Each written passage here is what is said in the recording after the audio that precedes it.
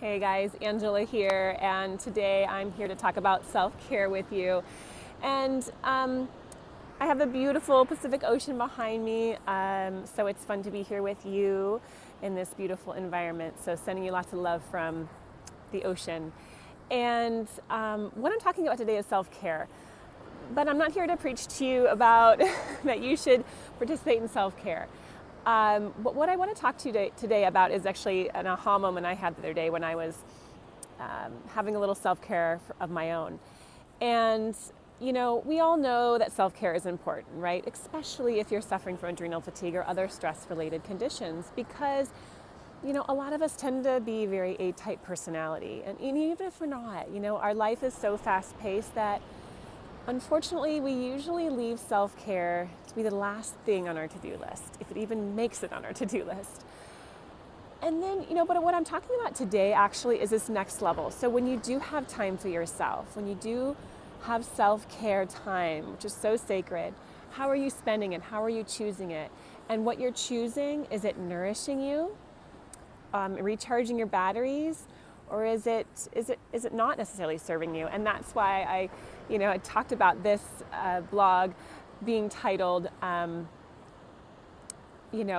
self-care is a waste of time, because I have to tell you this experience I had the other day where I was hanging out on the river.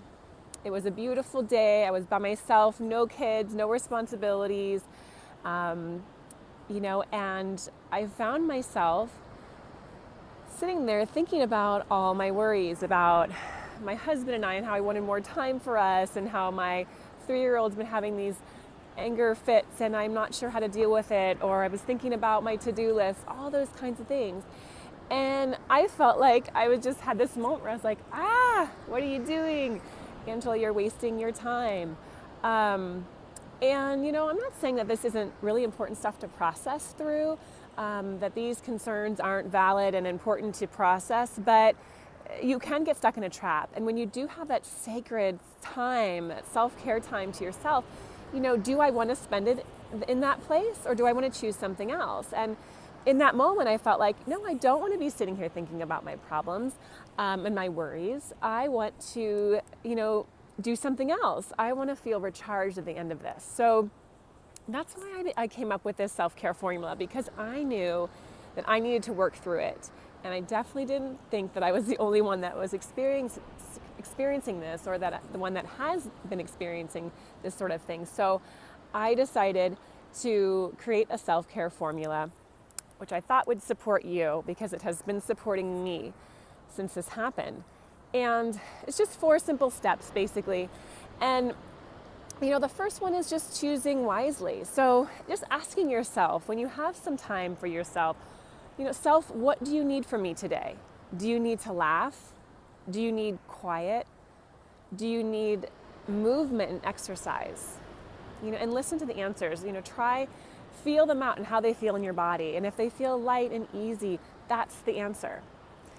And then number 2 is just to be prepared. So just take a few minutes before your self-care time, a couple of days before, to line up childcare, delegate your responsibilities, call a friend if you're looking for that companionship, and looking for the support of another person. Line that up so it's all ready to go.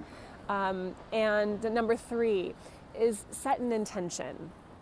So, really knowing, after you ask your body what it needs, you decide kind of where you're going to go and what you're going to do.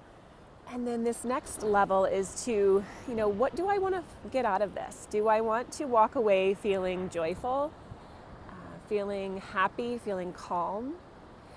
And you're going to set your intention around that. And so it's going to be a simple intention of I am peace, or I am joy. Those are just a few examples. You can come up with your own.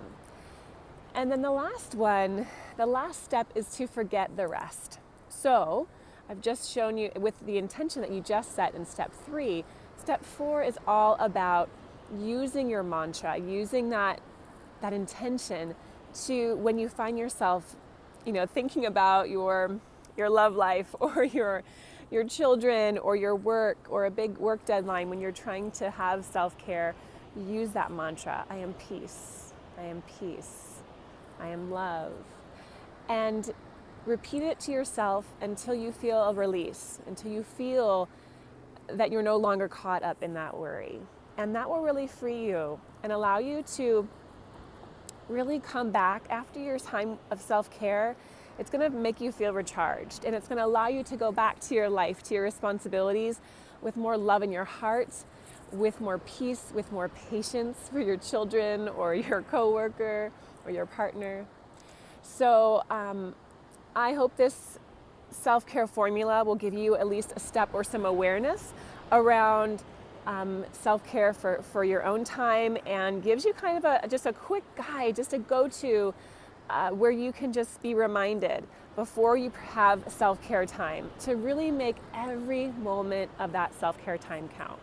So I hope this serves you, and please share a comment. I also have a little cheat sheet available just to break it down for you and help you have your self-care formula in front of you. You can put it on your mirror or your refrigerator, or just print it out and have it on your desk, whatever you need to make every moment of that self-care time count.